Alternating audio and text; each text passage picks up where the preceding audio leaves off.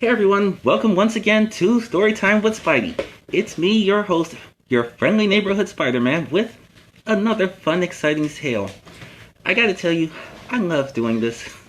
I love the time that I get to spend with you guys. Sometimes it's really the high point of my day. Sure beats wrestling with octopus arms or dodging exploding pumpkins, I'll tell you that much. And from day to day, one of the toughest decisions I have to make is, what story am I going to share with you today? Sometimes I tell stories about me, other superheroes, other characters that you may know, or just different things in life. But today, I'm going to talk to you about another superhero that you may or may not know very much about. It's this guy, the Black Panther. Now, some of you may know, his real name is T'Challa, and he is the king of an African country called Wakanda. Now, Wakanda is a very rich country because it is the world's leading source of vibranium, a very rare metal that you can't find in many places, but can do a lot with. It's very hard to melt and almost impossible to break. And the Wakandans built their entire kingdom off of this discovery. Now, in the very beginning, the king, from when they first established, wore the panther costume as a symbol, and it became what we call a tradition. A tradition is some special thing that a family or maybe a culture of people do that they kind of pass down. Like you do it with your kids, they grow up and do it with their kids, and so on and so on. And so the panther costume kind of became a tradition. Now, his suit is not a disguise. Unlike me, he doesn't have an identity to protect. He's not worried about the bad guys knowing who he is. The mask is a symbol of his heritage, the people that came before him and the people who will come after him. And when he first became the Black Panther, his only concern was protecting Wakanda. He wasn't thinking about joining the Avengers or any of that good stuff. But he ended up inviting some people, which is very rare that he invites anyone to Wakanda. He ended up inviting these people to come and visit his kingdom. I'm sure that some of you have heard of the Fantastic Four. These people are astronauts who went up in space on a mission and got exposed to radiation. We really got to be careful with that radiation stuff. And it changed them. And you have here Reed Richards, a brilliant scientist who developed the ability to stretch his body into any shape he wants. They call him Mr. Fantastic. His, well, now wife, Susan, is called the Invisible Girl. She is able to become completely invisible, make force fields, and sometimes she can even make other people invisible if she wants. So you'll never see her coming. You have this guy, Ben Grimm, super strong, rocky thing. And of course, Johnny Storm, the Human Torch. He is able to, as you can see, light his whole body aflame, which you should never try to do. He is able to do it with his power, and he knows what he's doing. The fire will never hurt him, but the rest of us aren't so lucky.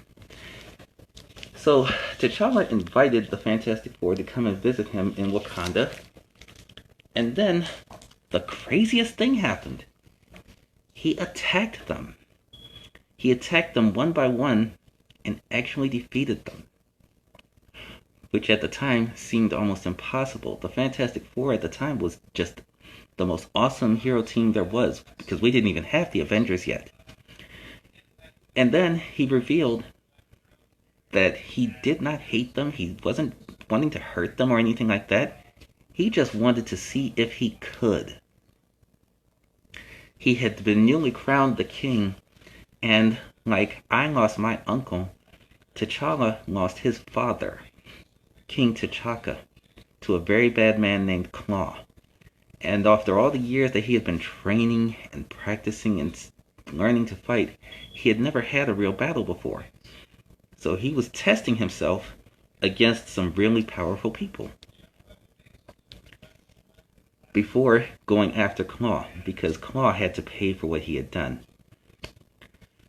And when the Fantastic Four found out what he really wanted, they decided to help him to take down Claw. See, the thing about the Black Panther is he had been taught all these years that he was supposed to lead his people like a good king, but one thing he didn't know was that sometimes a king has to ask for help.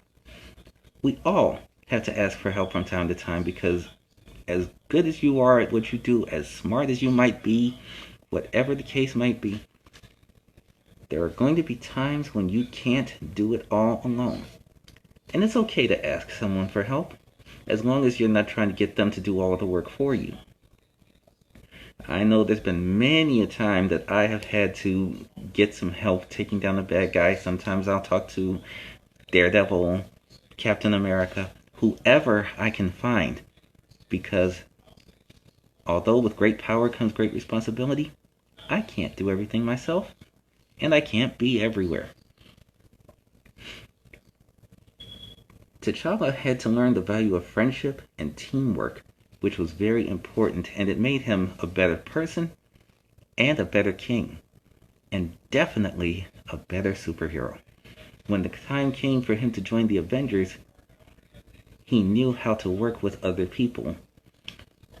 But because Wakanda is his first duty and his first responsibility, he always puts it first.